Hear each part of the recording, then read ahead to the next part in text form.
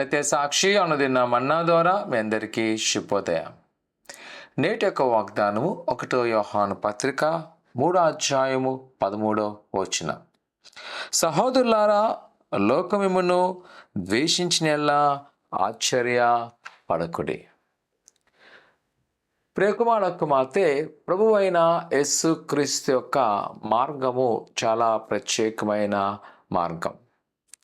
ప్రేమించే విషయమైనా లేదా మనకొచ్చే హింస విషయమైనా, సాధారణంగా ఏ లోకపరంగా చూస్తున్నప్పుడు మనల్ని వేధించిన వారిని వేధించమంటుంది, ఆనందించే వారితో ఆనందించమంటుంది.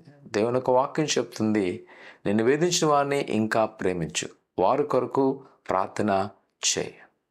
ఆనాటి ఆది సంఘము అనేకమైన హింసలు పడుతున్నప్పుడు అపోస్తలుడైన యోహాను గారు రాస్తున్న సంఘానికి ఉన్న మాట ఏంటంటే, హింసిస్తున్న రాజును చూచి, అధికారులను చూచి మీరు నిందించద్దు, మీరు క్రీస్తు ప్రేమను చూపించండి.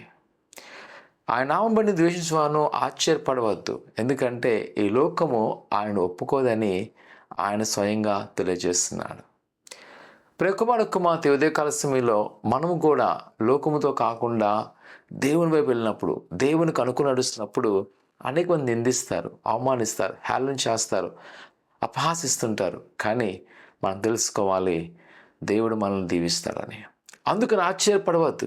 అయ్యో, నేను ఎంత పరిచర్య చేస్తుంటే నన్నేటి అందరూ ద్వేషిస్తానని ఓ దేవుని సేవకునిగా ఆశ్చర్యపడవలసి. ఎందుకంట నేను ఎప్పుడైతే క్రీస్తులో ఉంటానో అప్పుడే అనేక మంది నిందిస్తుంటారు. నేను పాపం చేస్తున్నప్పుడు ఏ ఒక్క నన్ను అడగలేదు, కానీ ఎప్పుడైతే నేను దేవునికి లోపడుతున్నానో అప్పుడే నువ్వేనా ప్రార్థన పరుడివి, నువ్వేనా మంచివాడివి, నువ్వేనా పరిశుద్ధులని హేళన చేస్తుంటారు, నేను ద్వేషిస్తుంటాను. అందుకని ఆశ్చర్యపడద్దు, అలాగని నిరాశపడద్దు. ప్రభువైన యేసుని నమ్ముకుంచు, ఆయనను ఆదరించు, ధైర్యపరచు. ఆయన మనకున్న ప్రతి బంధకాలను విడుదల చేయను. కావున తొట్టిల్లిపోవద్దు, కృంగిపోవద్దు. మీ నమ్మకాన్ని దృఢపరచండి. ప్రభుని పట్ల గొప్ప కార్యం చేయను గాక. ఆమె ప్రార్థన చేసుకుందాం.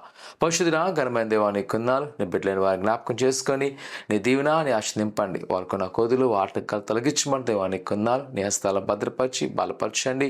నీ సన్నిధిలో ఏదైతే అడుగుతుండగా వాటిని నెరవేర్చండి. నీ గొప్ప కార్యం చేస్తున్నారా. మరి ముఖ్యంగా ప్రభా, ఈ లోకంలో దేశిస్తున్నప్పుడు నువ్వు కృంగిపోకుండా నాయన, నువ్వు మాతో ఉన్నావు, మమ్మల్ని ప్రేమిస్తున్నావు అనే ధైర్యంతో ముందుకు వెళ్ళక నడిపించమని ఏసునామమున తండ్రి, ఆమెన్. ప్రభునందు నమ్మకంచండి, ఆయన పట్ల గొప్ప కార్యం చేయను గాక. ఆమెన్.